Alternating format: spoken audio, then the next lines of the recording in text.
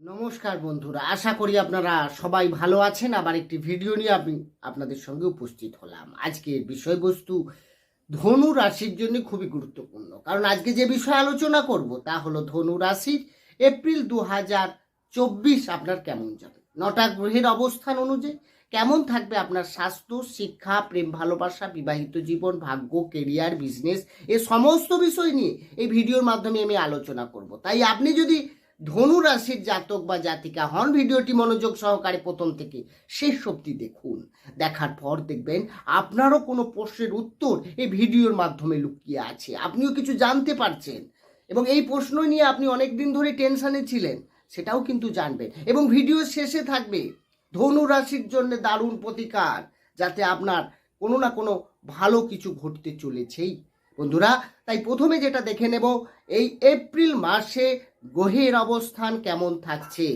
আপনার রাশি সাপেক্ষে তৃতীয় ভাবে অবস্থান করে থাকবে শনির সঙ্গে মঙ্গল, চতুর্থ ভাবে থাকছে রাহু, শুক্র, রবি, পঞ্চমে থাকছে বুধ, তার সঙ্গে বৃহস্পতি আপনার রাশি দশম ভাবে অবস্থান করে। চতুর্থে রাহু থাকা মানেই দশমে কেতুর অবস্থান। বন্ধুরা, গ্রহের অবস্থান অনুযায়ী এই মাসে আপনার স্বাস্থ্য কেমন যাবে। স্বাস্থ্য বিচার করা হয় রাশির অধিপতি গ্রহের অবস্থান অনুযায়ী। রাশির মালিককে, রাশির অধিপতি গ্রহ হচ্ছেন বৃহস্পতি, যে কিনা আপনার রাশির পঞ্চমে অবস্থান করে থাকবে পুরো মাস, কোনো রাশি পরিবর্তন নয়। পঞ্চমে শনির দৃষ্টি রয়েছে, কিন্তু পঞ্চমপতি শনির সঙ্গে আবার যুক্ত রয়েছে। এখানে পঞ্চমপতি ভালো অবস্থায় নেই। পঞ্চমে শুভগ্রহ থাকলে কি হবে, পঞ্চমপতি তো খারাপ অবস্থায় রয়েছে। এখানে আপনার স্টমাক রিলেটেড কিছু সমস্যা দেখা যেতে পারে।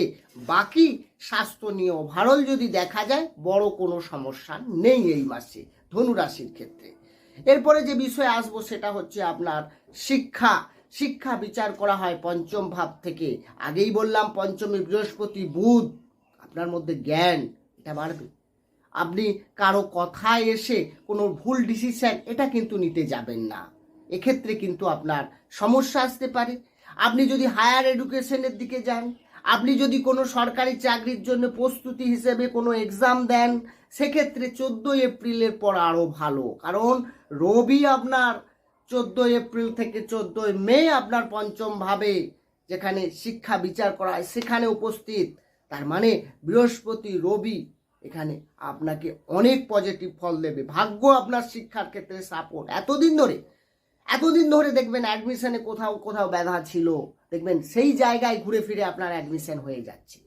কিন্তু আপনাকে লক্ষ্য স্থির রাখতে হবে, ধৈর্য ধরতে হবে, দুটোই আপনার জন্য খুবই দরকার। কারণ ধনু রাশি মানেই তার ক্ষেত্রে লক্ষ্য কিন্তু দৃঢ়, এটা কিন্তু ন্যাচারাল বৈশিষ্ট্য বন্ধুরা। তাই আপনাদের ক্ষেত্রে, শিক্ষার ক্ষেত্রে এই মাসটা কিন্তু মিশ্রভাবে যাবে, তবে 14 এপ্রিলের পর থেকে আরও বেটার হওয়ার সম্ভাবনা। এরপরে যে বিষয়ে আসবো সেটা হচ্ছে আপনার প্রেম ভালোবাসা। একইভাবে পঞ্চম থেকে প্রেম ভালোবাসা বিচার করা হয়। পঞ্চমপতি যাচ্ছে শনির সঙ্গে যুক্ত হয়ে থার্ড হাউসে, কিন্তু পঞ্চমে থাকছে বৃহস্পতি। তার মানে আপনি চাইবেন রিলেশনটাকে আগে বাড়ানো, আপনি চাইবেন আপনার সামনের ব্যক্তির সঙ্গে ভালো ব্যবহার করা, সন্দেহ না করা, তার অভাব অভিযোগ বা তাকে সময় দেওয়া বা তার সম্পর্কে ভালো কিছু বলা। কিন্তু আপনার সামনের ব্যক্তি, তার মধ্যে কি হবে না, তার মধ্যে অ্যাটিটিউড তো থাকবেই। সে কথায় কথায় সন্দেহ, কথায় কথায় ইরিটেটেড, এইগুলো কিন্তু দেখা যাবে। ফলে আপনাদের মধ্যে কিন্তু এটাই ডিস্টার্ব হবে। তবে হ্যাঁ, পুনরায় কিন্তু আবার সম্পর্ক ঠিক হওয়ারও ব্যবস্থা রয়েছে, কারণ 23 এপ্রিলের পর মঙ্গল যখন আপনার চতুর্থ কেন্দ্রে চলে যাবে, তখন থেকে আবার বেটার ফল দেবে। এরপরে যে বিষয়ে আসবো সেটা হচ্ছে আপনার বিবাহিত জীবন। বিবাহিত জীবন বিচার করা হয় সপ্তম ভাব থেকে। সপ্তমের অধিপতি গ্রহ বুধ পঞ্চমে থাকছে। পঞ্চমে যতক্ষণ থাকছে 10 এপ্রিল পর্যন্ত ঠিক আছে। পঞ্চমে থেকে যখনই সে বক্রি হয়ে যাবে 10 এপ্রিলের পর, সে চতুর্থ ভাবে ফল দেবে অনেকটা। আর দ্বিতীয় ভাব যেটা হচ্ছে সেটা হচ্ছে আপনার সপ্তম ভাবে, কারণ সপ্তম থেকেই বিবাহিত জীবন বিচার করা হয়। তো সপ্তম ভাবে কোনো পাপী গ্রহের দৃষ্টিও থাকছে না। তো এখানে বিবাহিত জীবন কিন্তু অনেক ভালো, বেটার। কিন্তু তবুও সামান্য কারণ নিয়ে হয়তো দুজনের মধ্যে কিছুটা মিসআন্ডারস্ট্যান্ডিং থাকতে পারে। যারা হয়তো অবিবাহিত রয়েছেন, বিয়ে করতে চাইছেন, তারা ধনু রাশি যে ব্যক্তি রয়েছেন তাদের বলবো এই মাসটা একটু হোল্ড করে নিন, আপনার ক্ষেত্রে কিন্তু নেক্সট মাস আরও ভালো আসবে। এরপরে যে বিষয়ে আসবো সেটা হচ্ছে আপনার ভাগ্য। হ্যাঁ, ভাগ্য এই মাসে কেমন থাকবে বন্ধুরা? ভাগ্য বিচার করা হয় নবম ভাব থেকে। নবমের অধিপতি গ্রহ হচ্ছেন রবি, যে কিনা আপনার রাশির চতুর্থ ভাবে অবস্থান করে থাকবে 14 এপ্রিল পর্যন্ত। 14 এপ্রিল সে কিন্তু আপনার পঞ্চমে উচ্চস্থ হচ্ছে। তার মানে ভাবতে পারছেন 14 কেন্দ্রে আছে, এটা খারাপ নয়, কিন্তু রাহুর সঙ্গে যুক্ত হয়ে কিছুটা হলেও বাধা তৈরি হতে পারে।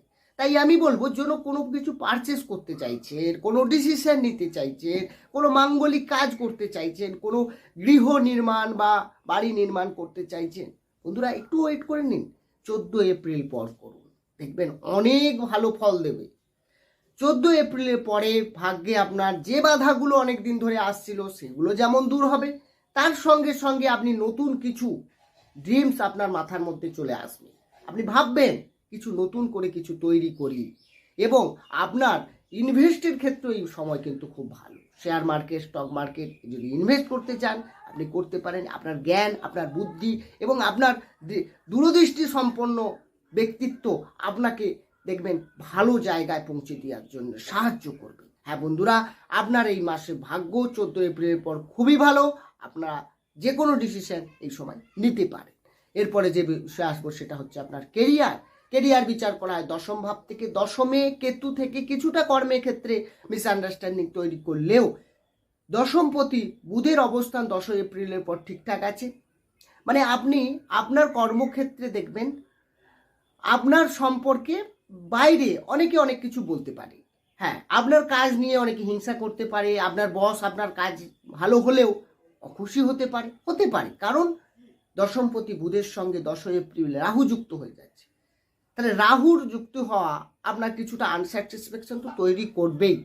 মানে মাথার মধ্যে অস্থিরতা বোধ, ভালো না লাগা, চেঞ্জ করা, বেটার কিছু অন্যকে জিজ্ঞাসা করা যে ওখানে কেমন চলছে কাজকর্ম, আমারটা ঠিক খারাপ, তোরটা ভালো, এই যে মনের মধ্যে একটা ডাউটনেস, এটাই কিন্তু কর্মক্ষেত্রে কিছুটা মনোসংযোগের হানি ঘটাতে পারে। আপনাকে মন স্থির রাখতে হবে, আপনার চঞ্চল হওয়া যাবে না, স্থিরভাবে ধৈর্য ধরে কর্ম করতে হবে।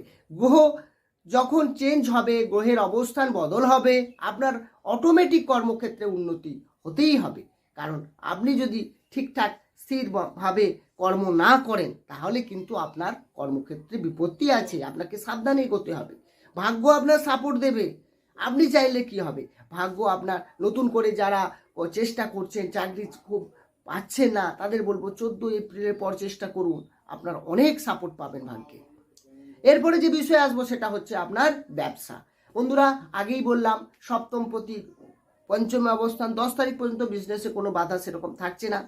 10 তারিখের পর যখনই বকরি হয়ে যাবে তখন কিন্তু আপনার ব্যবসায় কিছুটা স্লো হয়ে যাবে। আগে যেরকম স্পিডে চলছিল মনে হবে যে প্রথমের দিকটা খুব ভালো চলছিল, আর্নিংটা খুব ভালো হচ্ছিল, ডেইলি ইনকামের ক্ষেত্রেও কিছুটা বাধা আসতে পারে।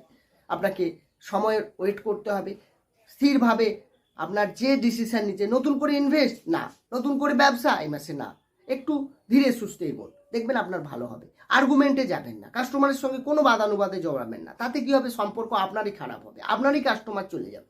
সুতরাং ক্রোধ, রাগ এগুলোকে কন্ট্রোল করতেই হবে, কারণ আপনার মধ্যে যে লক্ষ্য বা যে দৃঢ়তা রয়েছে সেটাকে কাজে লাগাতে হবে, তাহলে আপনি কিন্তু বাস্তবে তার ভালো ফল পাবেন।